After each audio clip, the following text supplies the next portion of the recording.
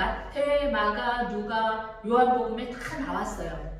예루살렘에 입성하시는, 나귀를 타고 입성하시는 이 장면은 나왔는데 각각 저자의 의도에 따라서 조금씩 그 내용을 자세하게 써놓기도 하고, 또 오늘 요한 같은 경우는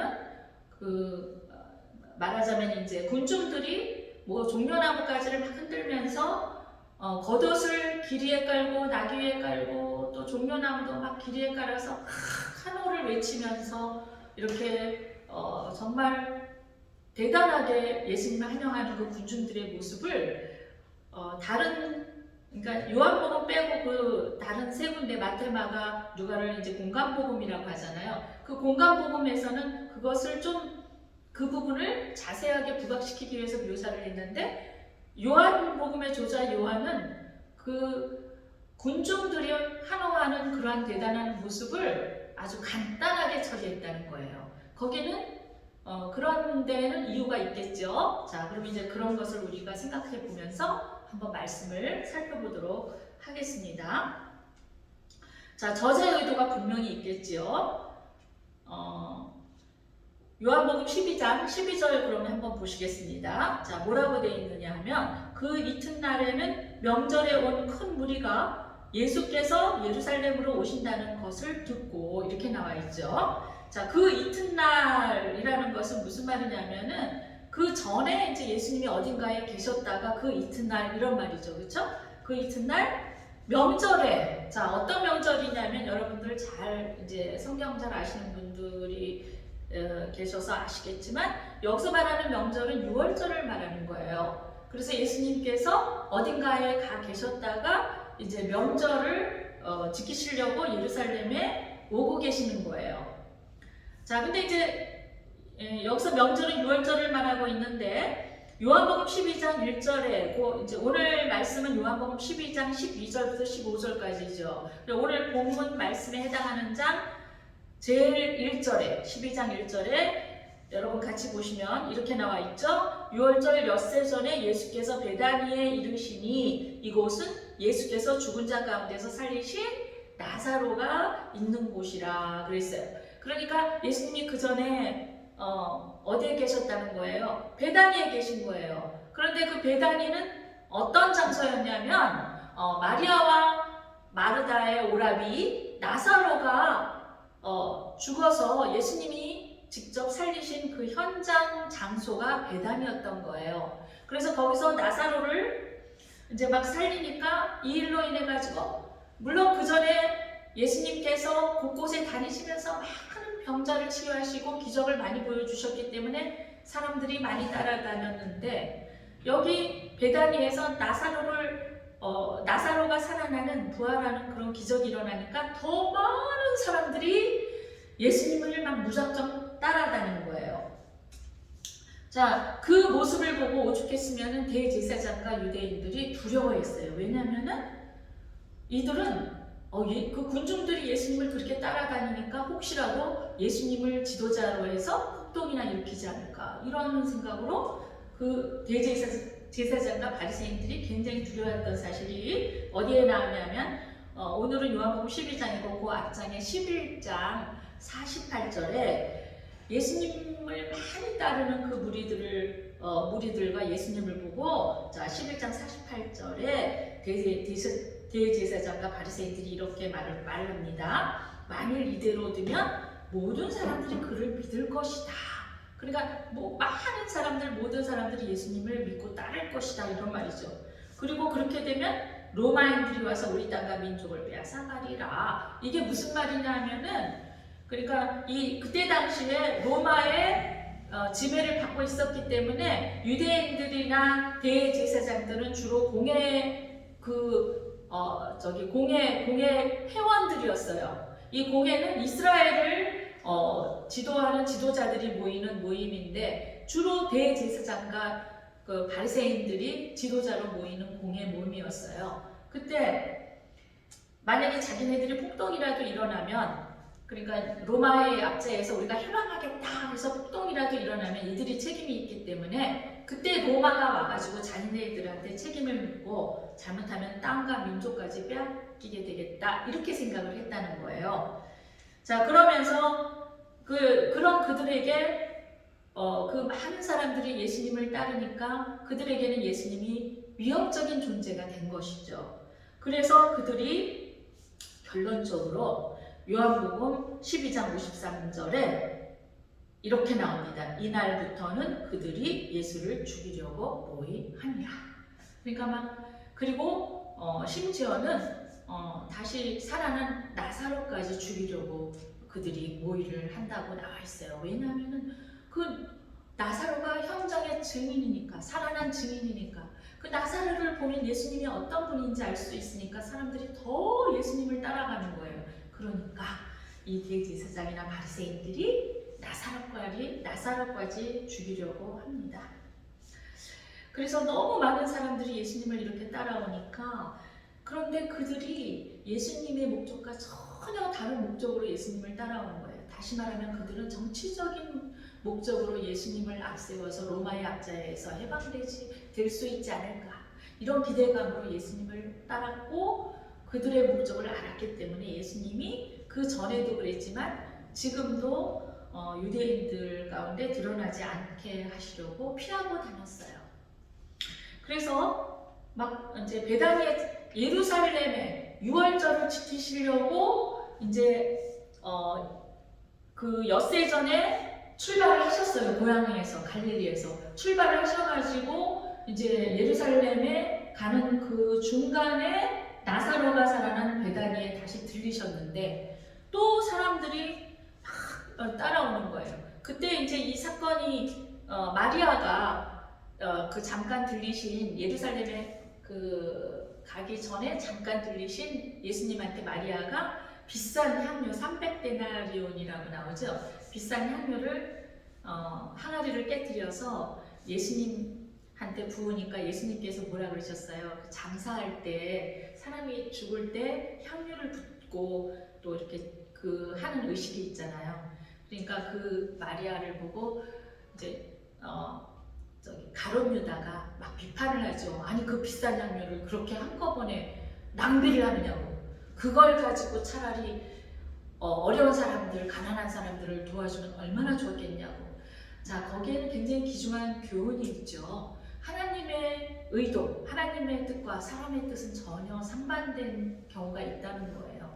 자, 가룟 유다는 나중에 자살을 했는데 이 사람은 그런 어떤 지금으로 치면 회개나 마찬가지였어요.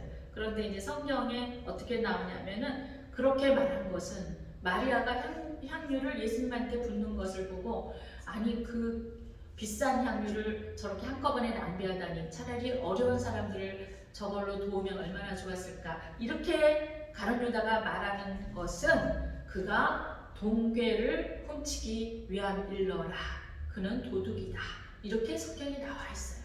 그러니까 가룟 유다의 그 의중이 이중적이었다는 사실을 알 수가 있죠. 그죠? 자, 이와 같이 겉으로는 그럴듯하게 말을 하지만 속에는 다른 마음이 있었던 그 가룟 유다, 그리고 마리아가 예수님한테 향유를 붓는 사건, 그 사건이 나온 게 바로 예수님이 이제 이렇게 베다니에 들렀을 때 일어난 사건이에요. 자, 그래서 이제 그리고 나서 이제 예수님이 거기에 들렸다가 또 큰 무리가 막 따라오니까 잠깐 피하셔서 에브라임이라는 장소에 계셨다가 그 다음 이튿날에 이제 예루살렘에 입성하시려고 이제 오신 거예요. 그래서 오늘 그 기절이 12장 12절부터 일어나는 것입니다. 그래서 명절에 6월절에 12장 12절 그 이튿날에 명절에 온 큰 무리가 예수께서 예루살렘으로 오신다는 것을 듣고, 그래서 이제 예수님이 이제 출발을 하시니까 예수님을 따르던 무리들이 이제 6월절을 지키러 예루살렘에 가시는구나 하는 것을 알고서 그 무리들이 와서 이제 다른 마태, 마가, 누가에 보면은 막 굉장한 막 환성을 지르고 외치고 호산나 그러면서 종려나무 가지를 깔고 또 왕한테 행했던 그 의식을 다 행하는 내용이 나옵니다. 그런데 오늘 여러분 본문에 보신 것처럼 요한복음의 저자 요한은 자 이렇게 그 군중들이 예수님을 환영하고 맞이하는 그 요란스러운 장면을 다 삭제하고, 자, 이렇게만 표현을 했죠. 13절 보시면 종려나무 가지를 가지고 맞으러 나가, 이렇게 간단하게 표현한 거예요. 다른 데 보면은 굉장히 막 요란스럽게 예수님을 환영했다는 그 내용이 나오는데, 요한은 간단하게 이렇게 말을 했습니다. 그래서 무리들은 계속해서 예수님을 따라와서 이제 다른 복음서에 의하면은 굉장한 환영식을 했어요. 자, 근데 여기서는 의도적으로 했다는 사실을 알 수가 있습니다. 자, 우리 13절 보시면 종려나무 가지를 가지고 맞으러 나가 외치되 호산나 찬송하리로다 주의 이름으로 오시는 이 곧 이스라엘 왕이시여 하더라. 이것은 그때 무리들이 막 호산나 그 찬양을 직접 외친 것을 알 수가 있어요. 이 호산나는 어떤 내용이 있냐면은 호산나라는 것은 우리를 지금 구원해 주소서, 이런 뜻이에요. 그러니까 여기에서 이 무리들이 어떤 마음을 가지고 예수님을 그렇게 왕으로서 환영했다는 사실을 알 수 있냐면은, 이들은 정치적인 그 지도자를 원했고, 또 그동안에 예수님을 쭉 지켜봤을 때 많은 기적을 해갖고 능력이 있어 보였고, 또 얼마 전에 이들이 이제 이 일을 행하기 얼마 전에 죽은 나사로를 살리신 것까지 본 마당에, 와, 예수라는 사람은 진짜 우리를 구원할 메시아야. 근데 그것이 영적인 메시아로 보는 것이 아니라 로마 약자에서 해방시켜줄 지도자라구나. 그리고 그렇게 했으면 좋겠다, 그렇게 되었으면 좋겠다는 소망이 그들의 마음속에 있었던 거예요.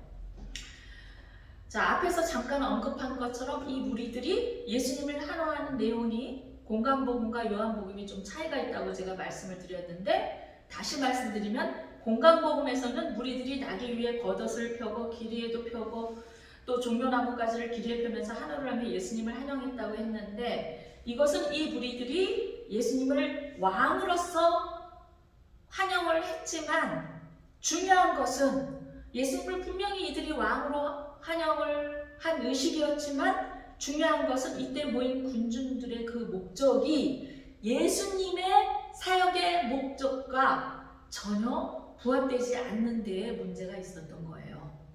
그래서 요한복음의 저자 요한은 의도적으로 이 부분을 삭감하고 간단하게 의도적으로 처리했다는 것을 우리 본문 내용에서 오늘 볼 수가 있습니다. 그럼 그 저자 요한은 왜 그랬을까요? 무엇을 부각시키기 위해서 그랬을까요? 다시 말하면 그들의 그 마음속을 알고 있었던 이 저자는 여기서는 간단하게 처리했다는 것은 무슨 뜻이냐면, 그들이 마음속에 가지고 있는 그러한 목적대로 예수님은 그렇게 왕이시긴 한데, 왕으로 오시긴 했는데, 그런 그들이 바라는 정치적인 왕으로서 이 땅에 오시진 않았다는 것을 부각시키기 위해서 일부러 의도적으로 이 요한복음의 저자 요한은 이 부분에서 간단하게 처리를 한 것이에요. 그러면 무엇을 부각시키기 위해서 그랬을까?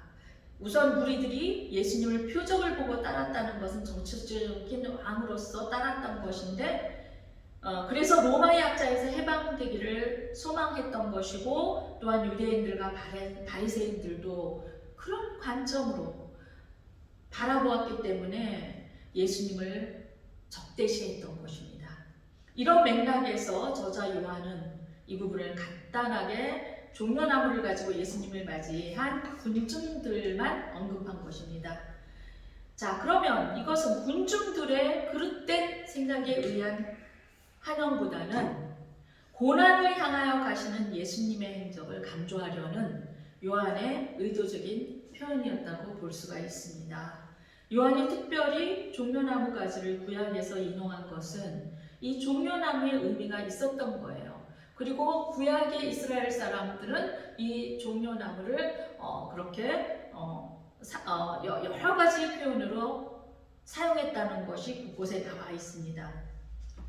이 요한은 의도적으로 고난을 통한 그리스도의 구속 부속사적 승리를 표현하고자 했던 것입니다.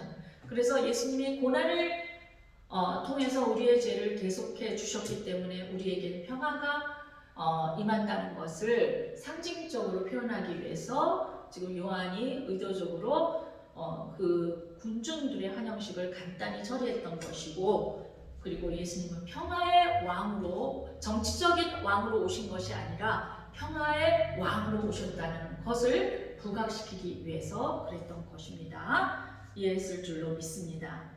자, 이 종려나무를 우리가 한번 살펴보겠는데요. 이 종려나무는 그 무리들이 종려나무 가지를 흔들었다는 것은 그 당시에 마카비 혁명에서 이제 승리했을 때, 여러분 마카비 혁명이 이제 무엇인지 아시는 분도 계실 줄로 믿는데, 이스라엘의 이제 구약이 그 선지자들이 이제 말라기를 마지막으로 하고 그 다음에 선지자들을 통한 말씀이 없었어요. 하나님의 말씀이 없었어요. 그래서 그런 의미에서 이제 그때부터 시작해서 예수님이 오시기까지 기간이 침묵 기간, 그래서 몇 년이라고 그랬어요? 400년이라고 그랬어요. 그 400년 침묵 기간 동안에 다니엘서나 에스겔에서 예언한 것처럼 이제 그 지중해를 중심으로 그 세계의 패권을 이루는 그런 나라들이 이제 이렇게 순서대로 바뀌었어요. 그렇죠? 그때 그 마케도니아 왕 알렉산더 대왕이 이제 헬라 제국을 이루면서 그 지중해 주변 나라를 다 정복하고 있는 그러한 시기가 있었는데, 짧은 시기를 마감하고 33세에 알렉산더 대왕이 죽고 그 헬라인들 속에 이제 그 지중해 알렉산더 대왕의 뒤를 이어서 지중해를 정복한 왕들이 이렇게 계속 나왔는데, 그때 이제 그 에피파네스라는 헬라의 대왕이 있었어요. 이 다른 왕들은 이제 이 이스라엘 사람들을 조금 지배하기 위해서 이제 그들의 그 예배 형식을 인정해주고 대제사장도 인정을 해주는 이제 약간 이제 그런 포용 정책을 썼었는데, 이 아페파레스는 유대인들을 굉장히 핍박했어요. 물론 이제 거기에는 이유가 있죠. 막 로마가 에피파네스한테 더 이제 막 세금을 올려서 받으려고 하고 에피파네스를 이제 좀 막 누르고 하니까 그 세금을 다 거두려면 누굴 쫄라매겠어요? 이제 그 이스라엘인들을 쫄라맬 수뿐이 없잖아요. 그러니까 이제 이런 그 주변의 영향으로 에피파네스 대왕이 이스라엘 사람들을 굉장히 괴롭히고 핍박을 많이 하고, 심지어는 뭐 돼지고기도 먹어라. 그때는 돼지고기를 율법적으로 먹지 못하게 했는데 돼지고기를 먹어라. 그러니까 그러면서 그 이스라엘인들이 섬기는 그러한 예배를 정면으로 도전하고 반대하고 그런 제도를 펼치고 그랬어요. 그러니까 더 이제 이스라엘 사람들이 핍박을 당하게 된 그런 시기가 에피파네스 대왕이 있을 때였어요. 그럴 때 마카비 가문에서 아들 5이 있었는데 마따디아 제사장이 자기 아들과 함께 혁명을 일으킵니다. 그래서 싸워서 승리를 해요. 그러니까 막 이제 너무 약한데, 어떻게 보면은 그 헬라 그 제국의 그 왕들의 그런 힘하고 이 이스라엘 제사장들의 그 힘은 너무 약하죠. 그리고 이 마카비는 망치라는 뜻이에요. 그리고 이들은 이제 싸울 수 있는 도구도 없죠. 그런데 여기서 이제 너무 이렇게 막 눌리고 압박을 당하니까 우리는 그래도 하나님을 끝까지 믿어야 된다. 그래서 우리는 죽어도 끝까지 하나님의 백성으로서 나아가겠다. 이러고 죽음을 불사하고 이제 싸웁니다. 싸우는데 이겼어요. 거기에서 승리를 해서 이스라엘이 독립적으로 이 400년 침묵 기간 동안에 다른 아주 거대한 제국들의 그 다스림 지배를 계속 받았었는데, 그 100년 동안에 여기서 승리를 하고 헬라 제국의 대왕하고 싸워서 승리를 하고 그 이후 100년 동안, 400년 중에 그 100년 동안에 이스라엘이 독립한 시기가 그때 마카비 혁명 이후에 독립을 한 거예요.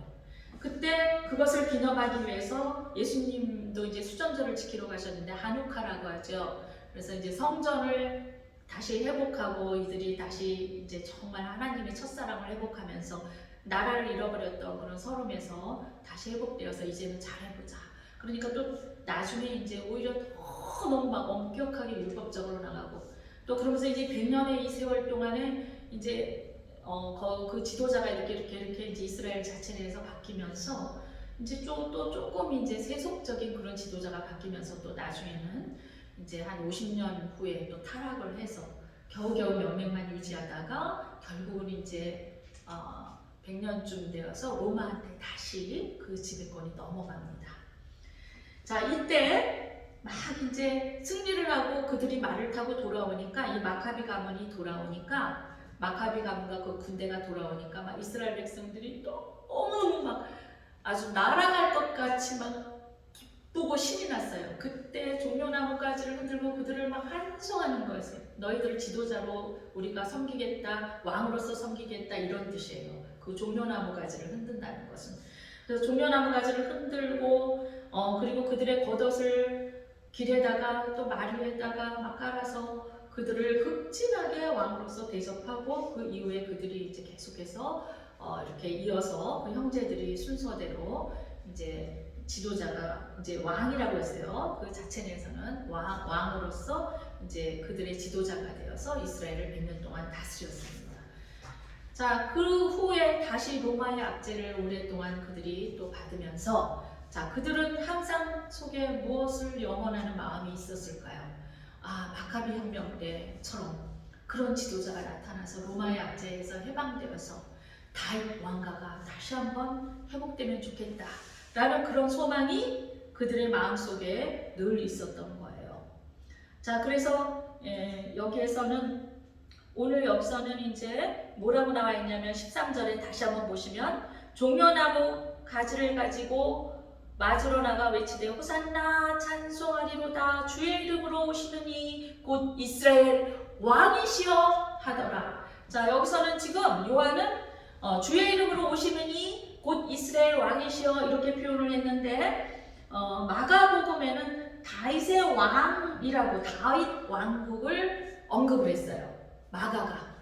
자, 마가는 군중들한테 초점을 맞춰서 그렇게 표현한 거예요. 제가 조금 아까 그 마카비 혁명에서 100년 동안 이들이 독립한 그 배경을 말씀드린 이유는 이들의 마음속에 로마의 압제를 계속 받으면서 다시 한번 그런 기회가 왔으면 좋겠다고 소망하는 그 소망이 늘 깔려 있었던 사실을 알 수가 있어요. 그래서 이들이 그때 예수님을 보고 예수님이 예루살렘으로 입성할 때 그런 식으로 왕으로서 한대를 하고 종려나무가지를 흔들고 또 다윗의 왕이여 이렇게 표현한 것이에요. 이 말은 다윗의 왕이여라고 표현한 그 사실은 어떤 표현이 들어있느냐 하면은 다윗 왕가가 다시 한번 회복되었으면 좋겠다는 그러한 소망이 그들 마음속에 있는 것을 표출한 것입니다. 그래서 그들이 그렇게 찬송을 하고 그렇게 외쳤던 것입니다. 그래서 마가복음 11장 10절에 이렇게 나와 있어요. 찬송하리로다 우리 조상 다윗의 나라여 가장 높은 곳에서 호산나 하더라.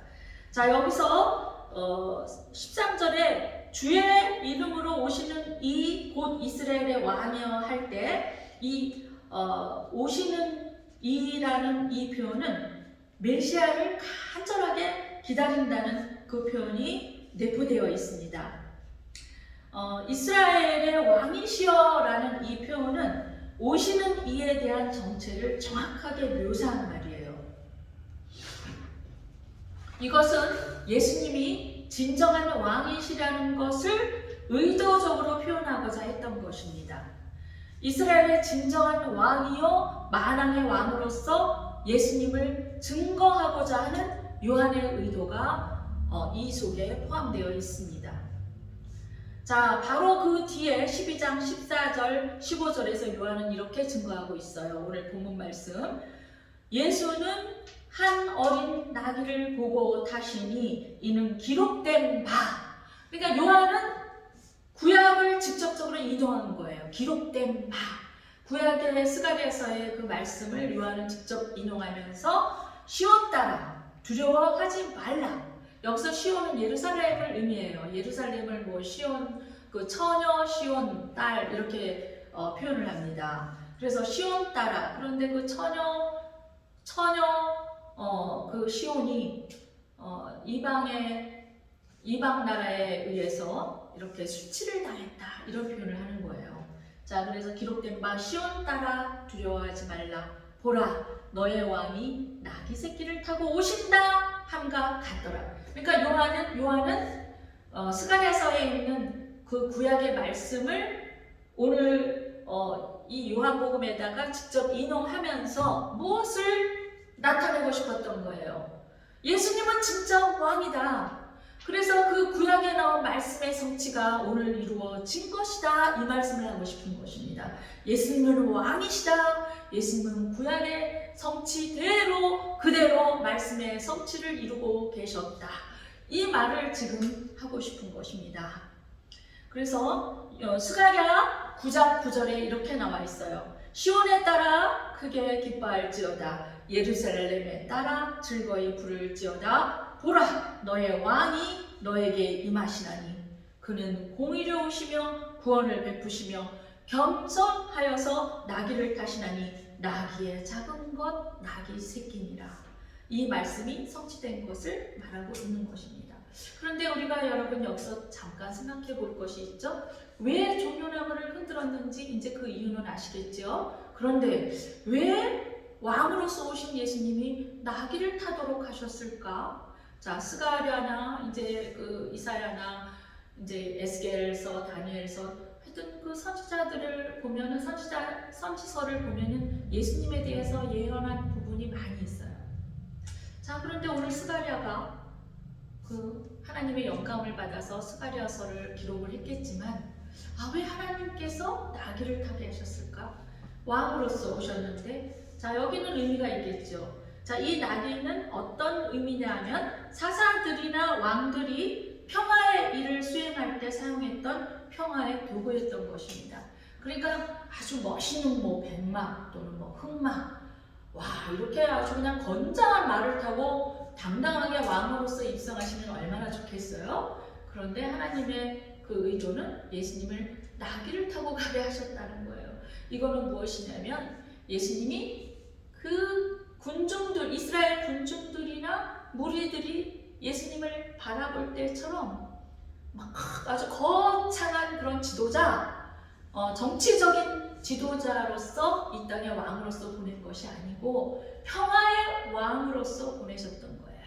자, 예수님 평화의 왕으로서 수행하셔야 됐던 그 사역이 뭐였어요? 고난을 받으시는 것이었어요.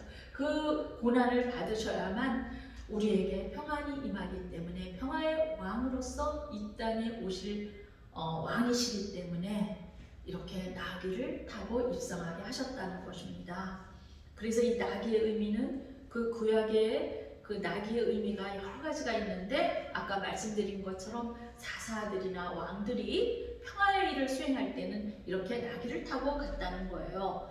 자, 사사기 이제 5장 10절에도 나와 있는데 예수님께서는 말을 타신 것이 아니라 이제 나귀를 타셨다는 것은 구약의 말씀을 성취하신 의미와 평화의 도구인 나귀를 타심으로 평화의 왕으로서 이 땅에 오셨다는 것을 뜻하고 있습니다.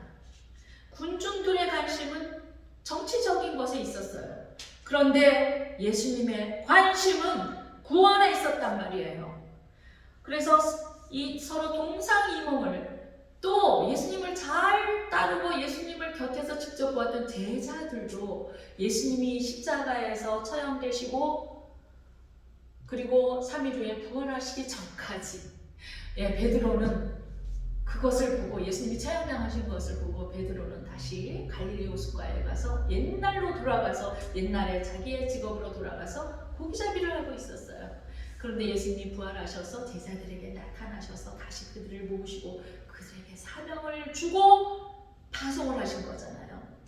자, 예수님이 부활하시기 전까지 그리고 예수님이 예언한 것처럼 사도행전에 나오신 것처럼 예수님이 부활하셔서 40년 동안 있으실 때 예수님께서 내가 하늘로 올라가야 너희들한테 득이 있다. 성령이 오실 것이다. 이제 그 성령이 너희를 인도하실 것이다 라고 예수님께서 성령을 선물로 주실 것을 말씀하시고 승천하셨잖아요. 그래서 오순절날 다락방에서 그 성령을 받기 전까지 이 제자들은요, 그 예수님의 부활까지 목격하면서 예수님의 목적하고 전혀 다른 데 있었다는 사실을 알 수가 있었어요.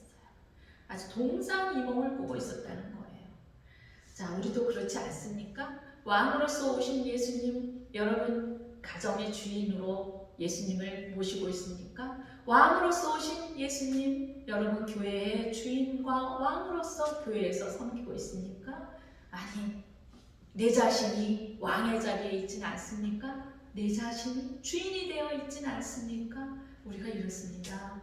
예수님의 목적과 우리의 목적은 전혀 다른데 있을 수 있는 그런 경우가 많이 있다는 사실을 여러분 생각하고, 그때마다 우리가 다시 한번 서서 정말 내가 예수님이 있으라고 하는 자리에 있는지, 지금 내가 예수님의 그 목적과 예수님이 말씀하신 그 뜻과 잘 부합되어서 가고 있는지 늘 그렇게 점검하시고 가시는 여러분 되시기를 예수 그리스도 이름으로 축원합니다. 여기서 예수님의 왕되심을 강조하고자 했던 요한의 의도가 있었던 거예요.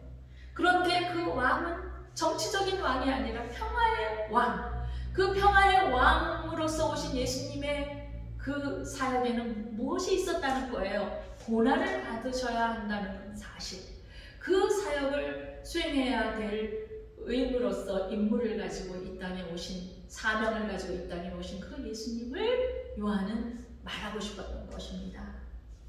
요한은 스가랴서 9장 9절의 말씀을 인용하면서, 스가랴서 9장 9절 다음에 9장 10절하고 같이 맥락이 이렇게 이어지는 말씀이 나와요.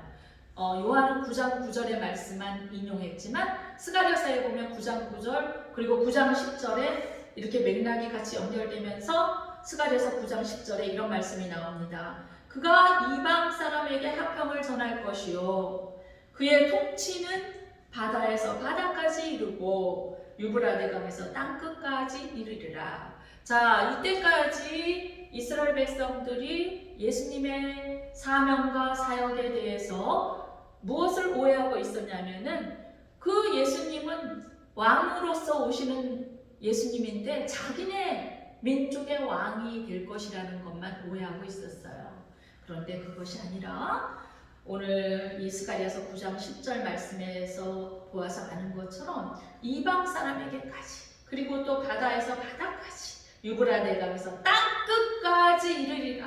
이 말은 무슨 말을 뜻하는 거예요? 예수님께서 이스라엘 왕으로 오실 뿐만 아니라 이 세상의 왕으로서 세상을 통치하는 왕으로서 오신다는 것을 알 수가 있는 그러한 말씀입니다.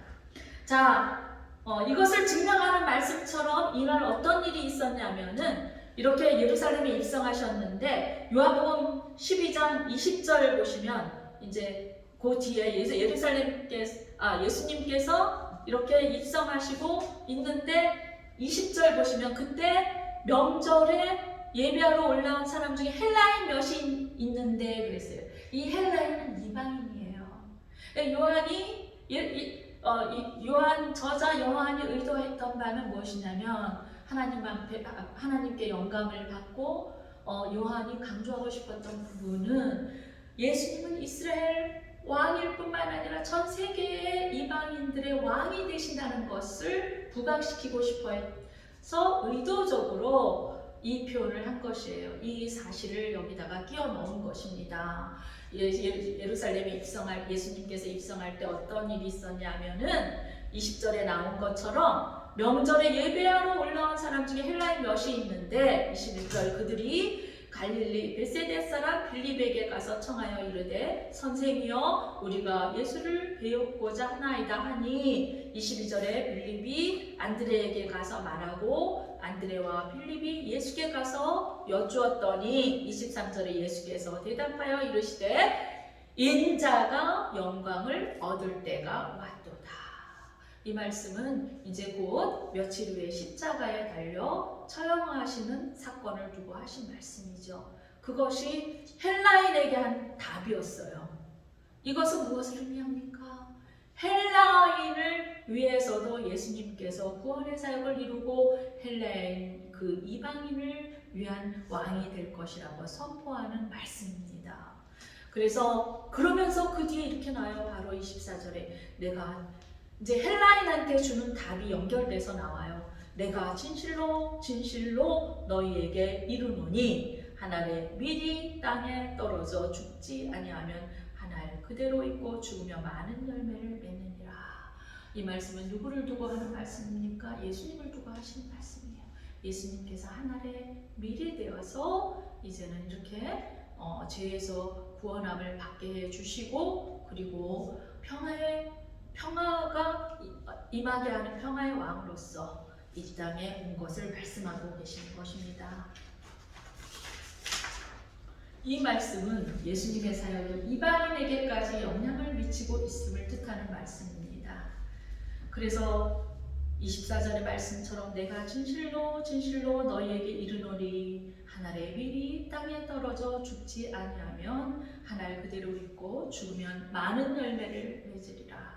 그래서 예수님은 이렇게 희생을 하시고 고난을 받는 그런 종으로서 이 땅에 오셨고 평화의 왕으로서 이 땅에 오셨다는 사실을 말하고 있는 것입니다. 성도 여러분, 오늘 말씀에서 살펴본 바와 같이 예수님께서는 구약의 말씀을 성취하셨고 왕으로서 이 땅에 오셨습니다. 초림으로 오신 예수님은 고난을 받으시고 우리 대신 피를 흘려주셔서 우리를 죄에서 해방시켜 주신 평화의 왕으로 오셨지만 이제 재림으로 오실 그 예수님은 심판주로서 반항의 왕으로 이 땅에 오심을 믿습니다. 아멘. 자신이 낮아지고 겸손하신 예수님은 나귀를 타셨다고 했어요. 이와 같이 우리가 정말 평화의 그런 왕으로 오신 예수님께서 낮아지시고 겸손하여서 고난을 받으시고 피를 흘리시는 희생을 감수하신 그 사역을 감당하신 것처럼 우리도 그렇게 예수님의 본을 따라야 될 줄로 믿습니다. 아멘. 그래서 하나의 밀이 되어서 거룩한 희생을 보여주셨던 것입니다. 예수님께서는 정치적인 관점으로 예수님을 따라다니는 사람들을 피해서 운둔하기도 하셨어요. 몇 군데에도 그러셨어요. 오병이의 사건이 일어났을 때 거기서 많은 5,000명이나 되는 사람들을 먹였다고 했는데 그때도 사람들이 그 표정만을 보고 야, 저 사람을 따라가면 마음이 생기는구나, 저 사람을 따라가면 능력이 있구나, 정치적인 지도자가 되었으면 좋겠다. 그리고 많은 사람들이 그 오병이의 사건이 일어난 이후에도 막 따라오시니까 예수님께서 숨으셨어요. 그리고 다시 나타나셔서 그 오병이어를 왜 행했는지 그 이유를 영적으로 무리들에게 설명을 해주신 거예요. 이렇게 예수님은 많은 무리들이 그렇게 따랐는데 예수님의 그 목적과 전혀 부합되지 않기 때문에 피하여 계셨다가 숨어 계셨다가 또 하나님의 말씀을 직접적으로 전할 때는 오늘 이렇게 예루살렘에 입성할 때 당당하게 나타나신 것처럼 그 전에 뭐라고 나왔다 그랬어요.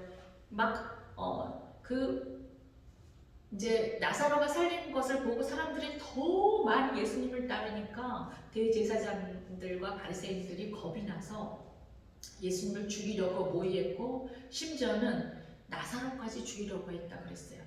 그러니까 예수님이 어쨌든 여기서 피하셨다는 기절이 나오는데 그것은 그들이 무서워서 피하신 것처럼 보이는데 그게 아니라 전혀 그들이 정치적으로 예수님을 이렇게 막 자꾸만 이렇게 막 높이려고 하고 이러니까 이제 그것이 하나님의 뜻이 아니란 걸 알고 피하셨다가 이제 하나님의 그 때가 되어서 당당하게 나타나신 거예요.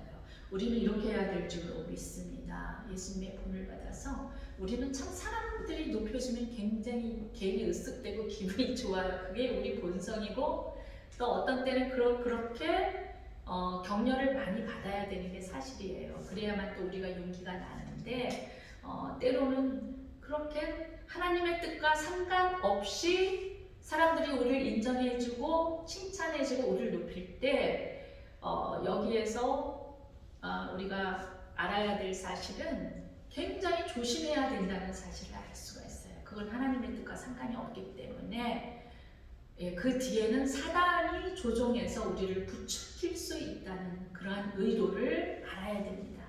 그래서 굉장히 영적으로 위험한 함정에 빠질 수 있기 때문에 자, 그럴 때는 우리가 이렇게 좀 하나님의 뜻과 상관이 없이 좀 내가 뭔가 높아지고 있구나 이렇게 깨달을 때는 자, 이렇게 우리가 조금 잠시 뒤로 물러나 있는 것도 하나의 지혜라는 생각이 듭니다.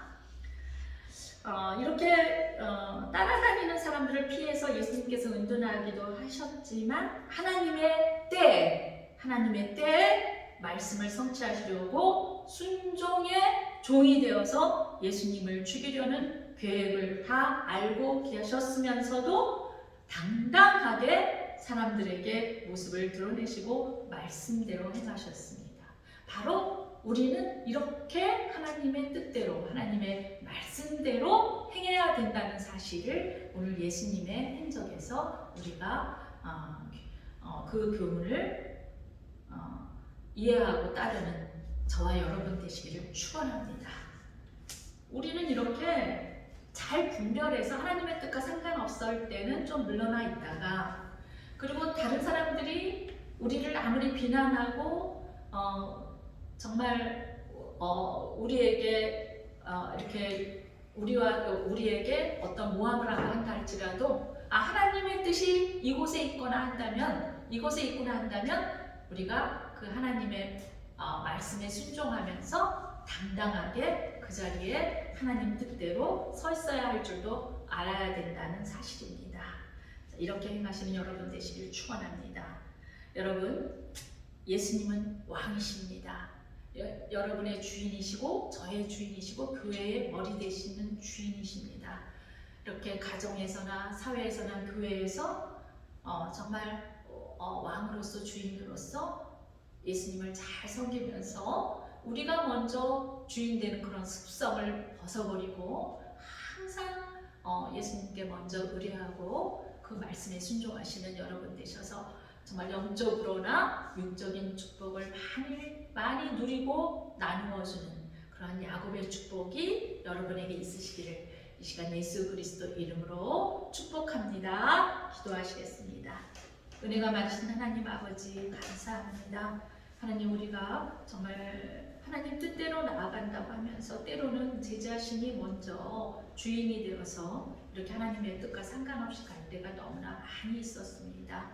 하나님, 이제 이후부터는 다시 한번 저희가 자신을 잘 돌아보면서 늘 하나님께 순복하는 그러한 자세와 태도로 나아가게 하시고 정말 급한 마음으로 저희가 먼저 나아가지 않도록 하나님 도와주시옵소서. 그래서 늘 하나님께 다윗과 같이 묻고 의뢰하면서 하나님께서 원하시는 그러한 방향대로 저희가 잘 나아가고 하나님께 순종하는 주의 종들이 되고 성도님들 되기를 이 시간 간절히 간구합니다.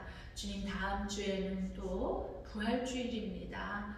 하나님, 우리가 이러한 절기가 찾아올 때마다 의무적으로 형식적으로 하지 않도록 하여 주시고 그동안에 아니라고 소홀했던 그런 마음들을 다시 한번 되돌아보면서 정말 살아계신 하나님을 목도하고 정말 주님을 만나는 귀한 역사가 이 절기에 일어나게 하여 주시옵소서. 예수님 이름으로 간절히 기도드리옵나이다. 아멘. 예, 우리 이제 하나님 앞에 찬송하시고 정말 간절하게 기도하시고 예배를 마치도록 하겠습니다.